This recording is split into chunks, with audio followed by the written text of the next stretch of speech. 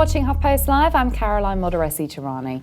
The White House launched an anti-bullying campaign this week called Act to Change, which hopes to raise awareness about bullying, specifically amongst Asian American, Pacific Islander, Sikh, Muslim, LGBT and immigrant youth.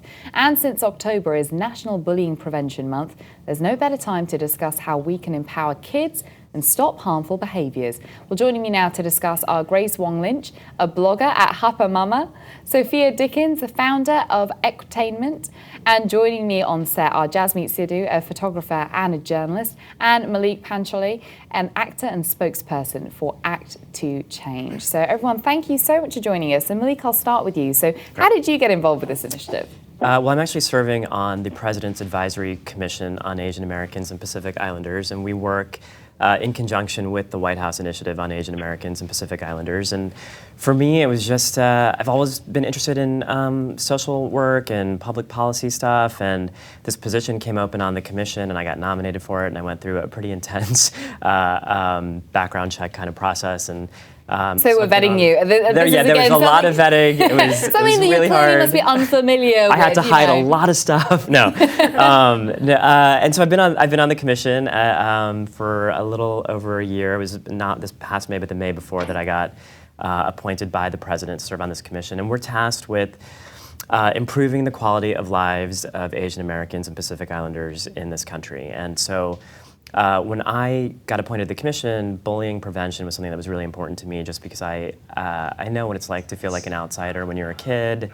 I know that the prevalence of bullying is really high. We see numbers like 1 out of 5 kids experiences bullying. Every 7 minutes a kid is bullied in school. You see rates of depression, suicide, dropout rates because of bullying. And we also know that in the Asian American community, when we have groups like the Sikh Coalition, for example, they do these studies, and they found that like 65% of turbaned Sikh American students in schools, I think the study was in California, were experiencing bullying. And there was a report done by the Asian American Legal Defense and Education Fund that found that 50% of Asian American students in New York City were experiencing bullying. And these numbers are really high, you know. They're really high, and Yeah. I think that, as you say, I mean, you know, if that 1 in 5 figure, that means that it's more likely there's a higher percentage of people actually know someone who's being bullied. Even if you're not the one who's being bullied yourself, you probably know somebody who is. Right. And I know that you actually experienced bullying yourself. How did that manifest? Yeah, I mean, you know, for me, it was not super overt in the way that I think some kids are experiencing constant physical abuse or threats. Or for me, it was sort of just this feeling of always feeling like a little bit of an outsider. You know, I was this kid with, like, I had braces and glasses and I had zits and I was smart, you know, and so I was often called a nerd, and I was left out of the things that the cool kids were doing and just made to feel different. I was gay, and growing up dealing with being gay in a conservative town, and went to a school where there were no out students, no out teachers, and I don't think I even knew that I was gay, but I think that other kids pick up on differences, and certainly got called names around that. Which makes it even harder then to actually be able to have an inward conversation with yourself. If you're feeling like people are bombarding you all the time, you can't have that conversation with yourself. Well, yeah, and I mean, I think what happens in situations like that is that you, as a kid, I know I wanted so badly to fit in that it was like, well, if they're calling me this, then to be cool, I've got to be something else. And so it's constantly having to move away from being who you truly are. And so, like you say, it takes away from that conversation that you could have with yourself that actually says, you know what, I'm actually perfect the way I am, and my uniqueness will one day, and I think it has now, allow me to do some pretty awesome things.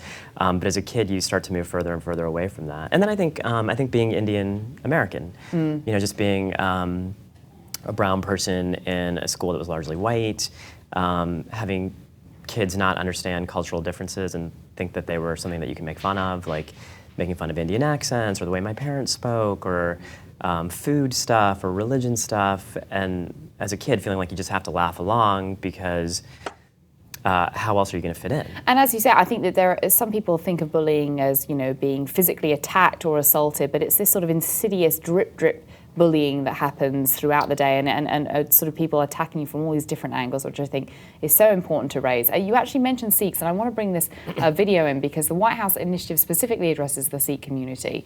And this is a very powerful video from the Sikh Coalition that raises awareness about what it's like for Sikh youth to be bullied. Take a listen.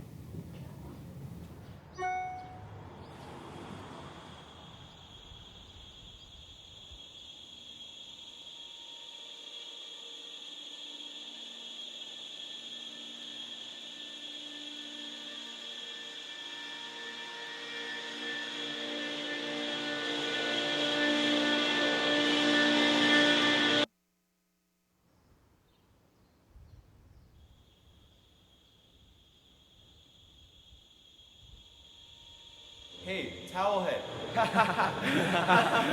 Towelhead, come here. Are you wearing that towel because you're a terrorist? And as Malik was saying, it's not action, it's words that can be just as powerful. Jasmeet, talk to us a little bit about that with the Sikh community. How insidious can it be sometimes, the sort of bullying that people receive just because they're Sikh? I mean, this is an issue that's obviously close to my heart. I'm a proud member of the Sikh faith, and I know many people that are involved with the Sikh Coalition. I want to commend them, obviously, because if people don't know about the Sikh Coalition, they were a group that were formed on the night of September 11th in the wake of a lot of hate crimes against members of the Sikh community following the terrorist attacks. Actually, the first hate crime was a man that was murdered post 9/11 was a Sikh taxi driver. And this group has done an immense amount of work in terms of finding statistics about what's going on in this community. The Sikh community in the US is not that large. I think it's about 500,000 members. When you look at the statistics, amongst this group of 500,000 Sikhs in America, 50% of their youth has experienced some form of bullying. That's a very significant number. My own brother is, a proud turban-wearing Sikh, and he experienced bullying as well, post 9/11, pre 9/11. There was a lot of verbal bullying that I had to witness with him, and other members and friends that I've seen with them go through this pressure of getting their turbans called different names, a pressure to cut their hair, and it's very difficult sometimes. Particularly when it's a family member, how do you process that when you're seeing your brother go through that, have to deal with that kind of bullying? It's really complex because, bullying does happen among males and females, but certainly the Sikh men who choose to wear the turban and the beard, they're much more visible in the community, and I think it triggers a lot of, those with racist views to maybe come out and, bully them and say different things. So it was very hard for me on the sidelines as someone who can, maybe kind of sneak by with not having very visible articles of faith, to watch my brother sort of have to withstand, and his friends as well, withstand levels of bullying. So it was a very difficult thing for me to experience. And I would just like to say again, that the work that they're doing, the Sikh Coalition, I think they've really, by pulling up these statistics, we're now finally seeing that it's such a huge problem. And it's coming out, I think the real trigger for our community was 2012, the Oak Creek, Wisconsin attacks. For those of you who don't remember, a man entered a Sikh Gurdwara and killed 6 members of the Sikh faith. And I think that was really the big trigger in our community, that something needs to be done. Bullying, obviously that was way beyond bullying, but it's all connected, and I think there was a big onus on the community saying that this needs to stop, and I'm really proud of the initiatives that you guys are doing right now from the White House. Yeah, I think this is a nice turning point in all of this, is that we're seeing more people talking about it, whether it be on social media or conversations like this, or even just conversations in people's homes. I think having the dialogue is going to help and go a long way in actually being able to end some of this bullying and this harmful behaviour. Grace, I want to bring you into the conversation because I know that as a mum of mixed race children, you have also witnessed a level of bullying that I think people might not realise actually goes on. Tell us about your story. Sure. So a couple of years ago, my son brought up a conversation where he was describing how kids at school were doing the kind of taunts that East Asian kids get, where people pull their eyes and make sounds at them, or ask repeated questions about where are you from, are you Japanese, are you Chinese, things like that. And it was really surprising to me at the time, because I live in the San Francisco Bay Area. We think of ourselves as being in a very cosmopolitan area, and it's not like I grew up as a child in the Midwest years ago, and that kind of thing was very commonplace for me, and I wasn't expecting to see that. So I did write about it on my blog because I felt it was important for me to process it openly and publicly, because I know that if it's happening to my child, it's happening to other people's kids as well. And the response was overwhelming. I got so many comments on it, so many people coming out and telling me that a similar thing had happened to their child. And, to this day, every once in a while, I get emails from people who clearly they don't have any resources or any support to turn to, because they're emailing me asking for advice and telling me their stories. And some of them are really heartbreaking. And I think that, the fact that you had that response and continue to do so says an awful lot about the way that our society still hasn't got over this idea of hate crimes, of bullying, and of hate speech. What do you tell your children now, Grace? I mean, when they come home, if they've ever experienced some kind of horrible remark or have been physically violated in some way because they look different, what do you say to them? The first thing I've talked to some people who are experts in the bullying field, and, the first thing you want to do is empower your children. You want to, first of all, start off with them having a really strong sense of who they are and, that their differences are positives, that the way they look, their language, their religion, anything about themselves, that those differences are good things, and that when people try to turn those into bad things, that they should be aware that that's not, don't let other people tell you who you are, and then also to identify, help them work through, at what point do you have to consider that this is something that you need to take to a teacher, to a principal, and let them know that they have those options, because I think that was something for myself growing up, and for a lot of people who are my generation. We just didn't really even feel like we had the option, because maybe our parents were immigrants and they didn't really know how the American system worked, and they felt a little bit on the fringes of society. They didn't feel like they could go and speak up about it. So I want my kids to have that. Yeah, absolutely. And Malik, when was there a turning point for you that you thought you were able to actually speak up and say, back off? Yeah, I don't know that I had that point until I was an adult, to be honest. And I think that's part of the reason that doing a campaign like this is so important, because I think that what Grace said so well about teaching kids to celebrate that our differences are positives is so important, and I feel like when we look at this campaign, and you said this too, about building awareness, getting our communities talking about it, I think part of it is so that we can empower kids to speak up when they're having problems. We can empower other kids to help them. We can empower teachers to be more educated about cultural differences so that they can celebrate them. I mean, we hear stories where teachers themselves are not trusted adults that kids can go to because the teachers themselves don't understand the differences in culture, and that's a huge problem. And parents too. I think what Grace did for her children is so great, but a lot of parents don't understand the ramifications of bullying, and they don't understand, when a kid is called, like in that video, a towel head, or I think anecdotally we're hearing stories where parents are like, well, just study and don't worry about it. And the fact of the matter is, it's hard to study when you don't feel safe at school. Well, and also that sense of, just study and don't worry about it, I think is almost a very mid-20th century, end of 20th century viewpoint before we all of a sudden had social media. And now, even if you're at home with your head down, you probably have a computer in front of you and social media in the background, whatever it might be, whatever program it might be. Jasmine, in terms of being able to combat that kind of bullying, where it comes from any method, any form of social media, what are the best ways to try and go about that? Well, I think a lot of people equate social media as a very sort of positive, empowering tool, but we've seen that it's a double-edged sword. Going back to the issue that Indian Americans faced, you saw when the Scripps National Spelling Bee, two students of Indian heritage won the spelling bee. Immediately, it was almost expected at this point. You go into Twitter and you see all sorts of racist remarks at these two 12-year-olds who had accomplished a wonderful thing. A couple years ago, Miss America happened to be an Indian American, Nina Dubulari. Immediately after she won, I wanted a real Miss America. Like, what does that mean? All that racist spew coming out on Twitter and social media.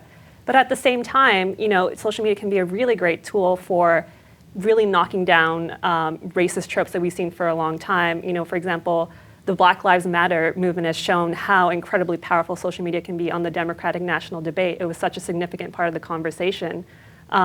And so social media can be a very effective tool. Another example, I don't know if you guys remember that the Muslim American who said that she received racist treatment on a United Airlines flight. Absolutely. Those are the kind of conversations and stories we would never hear about, in the 1990s, when people didn't have that platform to talk about, this racist incident happened to me, it happens to all of us, we need to do something about it. So that's a real powerful thing, is to tell your stories online. Yeah, and telling your stories is something that actually college student Kevin Kerwick has been doing. He created an anti-bullying Twitter account. It's called ASIO Nice Things. Take a listen to this. Hello, my name is Kevin Kerwick. A few years ago, I created a Twitter account named Asio Nice Things, which is designed to highlight the positive aspects of my high school as well as uplift those in it. I made this account in response to multiple Twitter accounts that were created to anonymously degrade and attack certain students at my high school. The response to Asio Nice Things was incredible and unexpected. Within just days, the anonymous Twitter accounts had shut down and deactivated. One of the greatest things I learned from this is the power of involving students in the process of combating bullying. The more engagement that we can get students to have in bullying, I believe the better outcomes that we will have and the greater buy-in we will have to the entire program.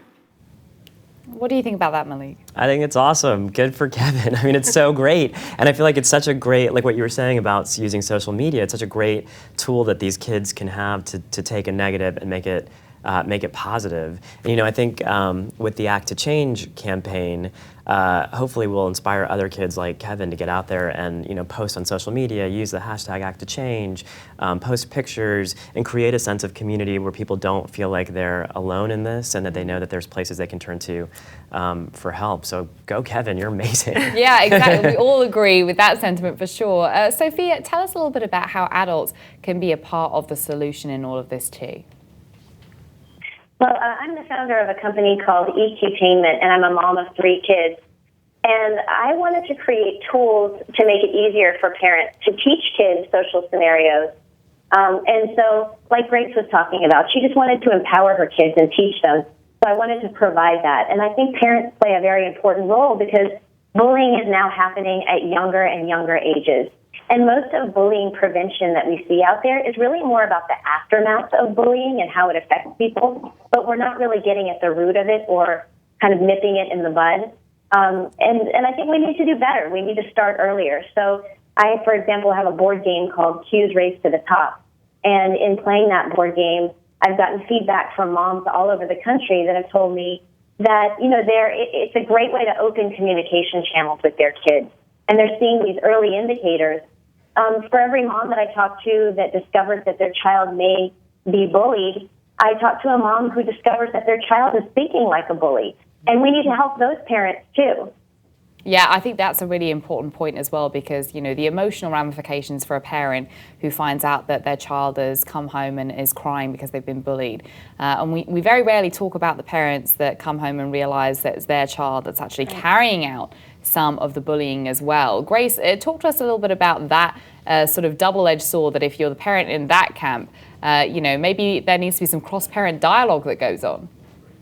Yeah, I think that's a position where if you find out that your child is being the perpetrator of bullying, you have a really powerful position that you can influence that and stop it from happening. I think a lot of times kids emulate what they see either from their parents or on TV or anything. And, it's all of our jobs as parents, whether or not we're, Asian, East Asian or Muslim or Sikh or anything, even if your child is not being bullied or is being, bullying someone else. We have to set the example and also set limits of showing our kids, this is acceptable behavior and this is not acceptable behavior. And, for my children's school, we happen to be pretty lucky in that we actually have an anti-bullying campaign where parents come in once a month and, volunteer to read a story and lead a discussion. And, it feels a little after school, special like, but it does get that discussion out. And, sometimes you just have to start somewhere to begin the discussion, to give people the words of, what is a target? What is a perpetrator? What is, what is a stereotype? What are these words so that they can even begin to understand, oh, that's not okay. Yeah, and Sophia, in terms of actually teaching the language to be able to discuss these kinds of things, I think we probably take it for granted that parents, that adults, know how to talk about these things with their children. Not always the case, is it? How should a parent start that conversation? It's not always the case, and even parents who are great emotional coaches, they still need the tools to teach their kids. And when you have a game or a format that's actually fun for the kids and kind of breaks down the barriers, they're much more willing to open up and they're more willing to talk about their feelings. So first you have to give your kids an ability to identify their emotions and give them vocabulary to describe what they're feeling and what they're afraid of. And then you want to talk about social scenarios, what to do if a bully approaches you? When is it okay to tell an adult? When should you keep a secret, and when should you not? And I think those are issues that don't necessarily come up when you're just driving along in the car, and that's why I wanted to create these tools to make it fun and easy for parents. Well, this is certainly a conversation that is getting a lot of you that are watching really galvanized. I've got a comment here from Liz von Notius who says, children don't have the same language skills as adults. They need adults to model behavior to them. Also, kids generally don't have a choice about being in school, while adults have a choice about being online and being trolls. Malik, when it comes to actually modeling the behavior we want our children to emulate, how much of a role do we have? I think a huge role. Something that Grace said that I thought was really great, was she said the perpetrator and the target, the child who's perpetrating the bullying, because I think to call a child a bully is not fair, because I think the kid learned it from somewhere. I think that it can be changed. I think we can educate and then inform kids. We can help them better situations. So I think that we have a huge role to play in that. And I think, particularly with a campaign that we've created that includes the Asian American and Pacific Islander community in a significant way, I think cultural sensitivity, education about celebrating differences, education about things like what it means to wear a turban, why they wear a turban, how the Sikh faith is not the same background that attacked the United States on 9/11, and so to call a Sikh child Osama because he's wearing a turban, how that's not actually, that doesn't actually make sense. We can educate about these things, and I think through education we can get kids to change their behavior and not classify a bully as someone who's a bully and that's it. Yeah, and I think that idea of education, it doesn't have to necessarily be in a classroom, does it? I mean, if you think about culture, for example, Gap, I don't know if you guys remember this advert with Sikh model Waris Alwalia. I think that made such a splash, but the sad thing, as you can see from this headline from the Huffington Post, the ads were defaced with racist graffiti. And then all of a sudden the company came out in force. I think a lot of people, you guys out there on social media, also came out in force. Jasmine, when it comes to cultural shifts, how important is that when we're talking about education around bullying? It's hugely important. We're seeing so many changes happening in television right now, and we see how the different communities that are now being represented in television appreciate being seen as complex characters and members of this American fabric of society. We've seen it even just simply with Scandal. Having an African-American actress, be the head of a television show. Quite recently, Priyanka Chopra, I think, is the first Indian-American who's headlining a television show as well. Members of those communities appreciate so much of just being seen kind of as a regular person going through complex plot storylines. They're no longer just the sassy black nurse. That's how it used to be, in the 80s and the 90s. Yeah, actually, it's a really good point. Malik, in terms of the likes of Priyanka Chopra, I mean, how much of a game changer is it when you see the images of Indian Americans emblazoned, with lights around them and celebrated like that? I think it's huge. I mean, when I first started acting in this industry, some of the first parts that I would have to audition for were, and some of the first parts that I did, I was wearing a turban and doing an accent, and I was like the foreign exchange student, who was weird because he was foreign. It was like, oh, look at the weird way he dresses and the weird things he's eating. Literally, I did an episode of a TV show where it was like everything was made fun of. My girlfriend was wearing a burqa. I was wearing a turban. I had incense burning in the room. There was food, and I would never do that now. Why did you do it back then, though? That's interesting. Why back then did you feel because like there wasn't anything available for people like me on television. I mean, when I grew up, I didn't see, I don't think really anyone who looked like me on television, and I wanted to be an actor. And I kind of actually forgot that was going to be an issue because I went to school and I got to study great plays and be on stage, and I thought I'm just going to get out in the real world and get to continue to do great parts. And instead, the only parts that were available for brown people were generally stereotypical and perpetuated, I think, these cultural insensitivities. And so, it got my foot in the door, and it got me, some tape to show around and show to people that I could do comedy, but it's not something that I would continue to do. And now, I'm playing, I think it's the first lead Indian American character on a network cartoon. I play Sanjay on Nickelodeon's Sanjay and Craig, and to me that's incredibly important because I remember what it was like being a kid and turning on the TV and not seeing anyone who represented who I was. And granted, this is a cartoon character and not a real person, but he is a real person, and he's a kid. He's a 12-year-old kid who happens to be Indian American with an Indian dad and a Caucasian mom, and he's just like any other 12-year-old kid. Right.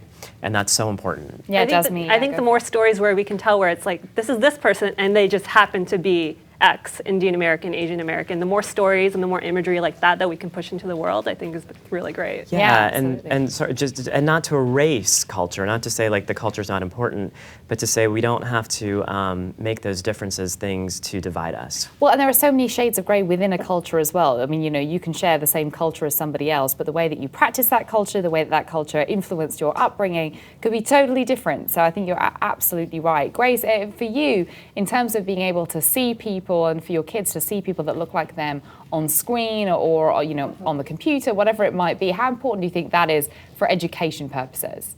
Oh, it's really important. I mean, I think it just is like Malik said, it's something that makes you feel like, oh, the stories of people like me are valid and important, and they can be relevant to other people. And I think in the last year we've seen shows such as Fresh Off the Boat or Dr. Ken come on TV, and and my family watches them because it's important. It's exciting to see people who are more similar to us than other characters that we've seen before, and of course we want to see things that are entertaining too, but we want to see the culture that is similar to us and people going through situations that are relatable to us happening in a network program. Absolutely. I mean, I've got to say, guys, we had so much response from this conversation. Charles T. Franklin on Twitter says we have to address bullying in a micro sense, that's through school, and a macro sense, that's US culture. I've got a comment here from Zev Hadash, who's watching, and says, I didn't receive much bullying from outside my community until I came out as gay. I did experience a lot from within the Jewish community because I don't look Jewish enough, whatever looking Jewish enough means. I mean, awful. But Zev, thanks for your comment. And Brian Penny says, this bullying continues into adulthood. Nobody can speak online without being trolled. I think that's a really good point as well. Malik, final thought from you. How important do you think that this initiative is, and where would you like to see it going? Oh my gosh, I think it's hugely important. I think just from all the responses that you said you're getting on Twitter and stuff, I think clearly it's something that people want to be talking about. And for me, with this White House initiative, it's the culmination of a lot of work, it's the culmination of a lot of research, it's a culmination of listening sessions we did around the country, but it's also a starting point for stuff that we want to continue going forward with. We want to continue having conversations. I would encourage people, just to give a last plug for the campaign, to please go check out acttochange.org, to please use the hashtag Act to Change, get people talking about the very thing that we've been talking about for the last half hour. And for us, and I know everyone at the White House, we're going to continue to build on this initiative as long as we're around. Fantastic. Well, I'm so glad that you are, and I'm so glad for you all to have come in today and actually start this conversation here. Thank you so much, everyone, for joining me, Malik, Jasmine, Grace, and Sophia. And guys, thank you all very much as well for participating in this conversation. We'll continue this dialogue. As Malik was saying, go to Act to Change and check out the links in our resource well below to find out more about this initiative. And stick around, Alex Miranda is up next with Tiki Barber.